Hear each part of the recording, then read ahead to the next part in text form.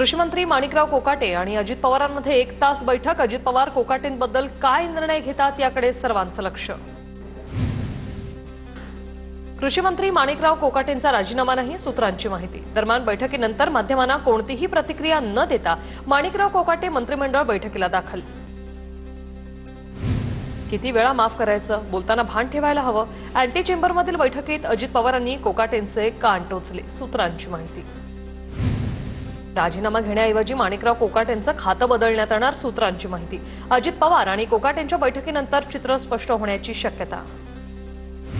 यापुढे बोलताना आणि वागताना काळजी घेईन, दादांपुढे कोकाटेंकडून स्पष्टीकरण। तर कोकाटे ज्येष्ठ आमदार, राजीनामा नको, यावेळी समज द्या, राष्ट्रवादीच्या आमदारांचं मत।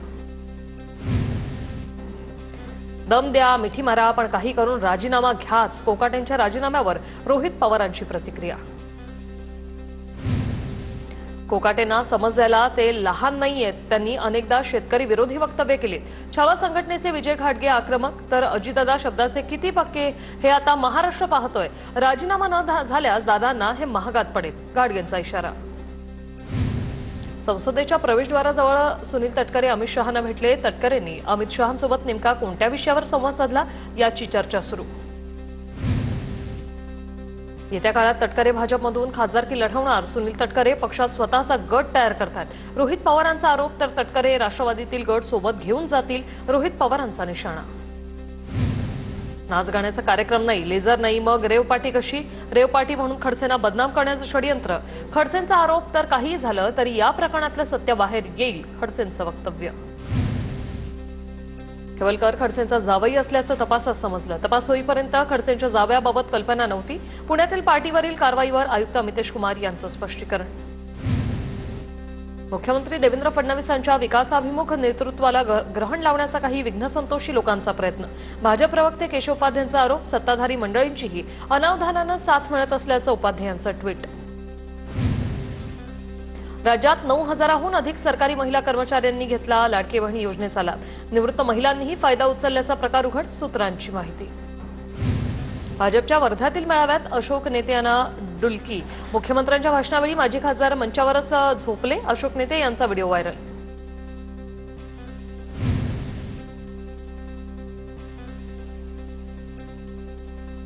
स्थानिक स्वराज्य संस्थांच्या निवडणुकीआधी काँग्रेसच्या महाराष्ट्र कार्यकारिणीत मोठे फेरबदल होणार, सूत्रांची माहिती।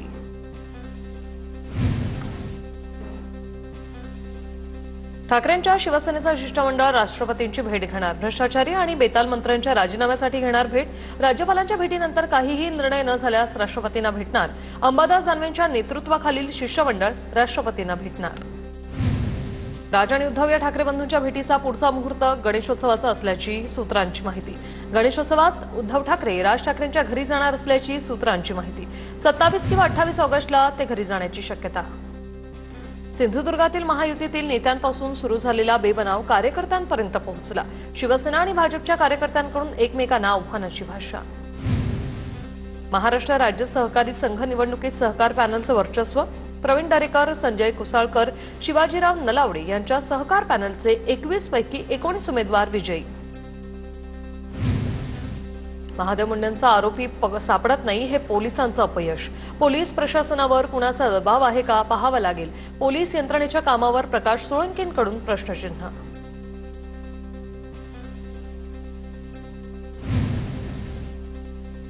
महामंडळावरील नियुक्त्यांना निवडणुकीनंतरच मुहूर्त, तर निवडणुकीत तिकीट मिळणाऱ्यांना महामंडळ मिळणार नाही।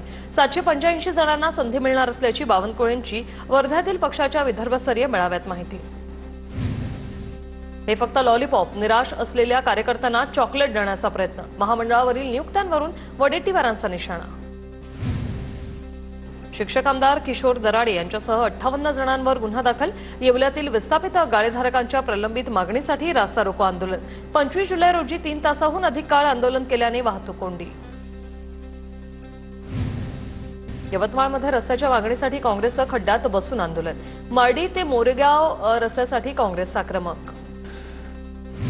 अमरावतीमध्ये रस्त्यावरील खड्ड्यात झोपून युवकाचं आंदोलन। शहरातील अनेक भागात रस्त्याची दुर्दशा। निवेदन देऊनही कारवाई न झाल्याने खड्ड्यात झोपून प्रशासनाचा निषेध। पुण्याच्या भोरमध्ये रुंदीकरणाच्या कामामुळे शेतपिकाचं नुकसान, भराव वाहून जात असल्याने रस्त्या शेजारील शेतीचं नुकसान, ठेकेदाराकडून जाणीवपूर्वक दुर्लक्ष, प्रशासनाकडे दखल घेण्याची मागणी. पुण्याच्या घाटमाथ्यावर पडत असलेल्या पावसामुळे राजगड तालुक्यातील गुंजवणी धरण 77% भरलं. पाणी पातळी नियंत्रित ठेवण्यासाठी धरणाच्या सांडव्यावरून पाण्याचा विसर्ग सुरू. हिंगोली जिल्ह्यातील धरणांच्या पाणी पातळीत वाढ. येलदरी धरणात सध्या 76% पाणीसाठा उपलब्ध. बेडच्या माजलगाव धरणात 16.5% पाणीसाठा उपलब्ध. जिल्ह्यात दुष्काळ सदृश्य परिस्थिती निर्माण होण्याची शक्यता. बेड जिल्ह्याला मोठ्या पावसाची प्रतीक्षा. गोंदिया जिल्ह्यातील पुजारी टोला धरणाचे 5 दरवाजे उघडले. धरणातून 3678 क्युसेकने पाण्याचा विसर्ग सुरू. नदीकाठच्या गावांना सतर्कतेचा इशारा. कोल्हापूर जिल्ह्यातील धरण क्षेत्रात पावसाचा जोर ओसरला.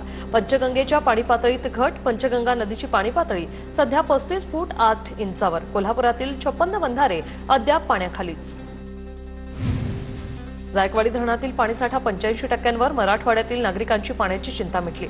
जायकवाडी धरणात सध्या 25,861 क्युसेकने पाण्याची आवक सुरू. तर गोदावरी नदीकाठच्या गावांना सतर्कतेचा इशारा. नाशिकच्या मालेगाव तालुक्यातील मुगाच्या शेतीवर अळीचा प्रादुर्भाव. अळीच्या प्रादुर्भावामुळे झाडांच्या वाढीवर आणि फुलधारणेच्या प्रक्रियेवर परिणाम. मुगाचं पीक घेणाऱ्या शेतकऱ्यांमध्ये चिंता. वाशिमच्या रिसोडमध्ये अतिवृष्टीमुळे शेतीचं प्रचंड नुकसान. पुरामुळे काही ठिकाणी जमीनही खरडून गेल्याचं चित्र. शेतकऱ्यांचं सोयाबीन, कापूस, तूर यांसारख्या पिकांचं मोठं नुकसान. वाशिममध्ये रेशीम उद्योगातून आर्थिक बळकटी. केंद्र पुरस्कृत सिल्क समग्र 2 योजनेचा लाभ घेत माधव बोरकर यांना वर्षाला 10 ते 11 लाखांचं उत्पन्न. जालन्याच्या बदनापूर आणि अंबड तालुक्यातील 6 मंडळात अतिवृष्टीची नोंद. जायकवाडी धरणातून गोदावरीत विसर्ग सोडण्यात येणार. नदीकाठच्या गावांना सतर्कतेचा इशारा.